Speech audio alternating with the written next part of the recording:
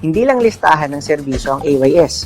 Isa itong online marketplace na kung saan nagbibigay ng trust, at the same time, verification sa bawat service providers at bawat users. Ang maganda sa AYS, lahat ng mga nakalista na service providers dito ay nire-require natin sa isang rigorous screening process. Dito, ini-interview natin sa pamamagitan ng ating sariling psychological analysis ang bawat service providers. At the same time, pinagpapasa natin sila ng NBI clearance at police clearance. At syempre, nagpapasa rin sila ng proof of competency na pwede silang magpasa ng kanilang TESDA certificate or certificate of employment na yung kanilang ina-apply na service sa ating app ay yun talaga ang ginagawa nila. At ang kagandahan dito, since tayo ay nakapag-verify na ng ating mga service providers, ay bini-verify din natin ang ating mga users para masigurado na walang mga fake booking na makukuha ang ating mga service providers. At ang maganda dito, kung ang ating mga user ay nagkakaroon din ng verification kagaya ng Face ID at Valid ID capturing, ay masasabi natin na mga seryoso at naghahanap talaga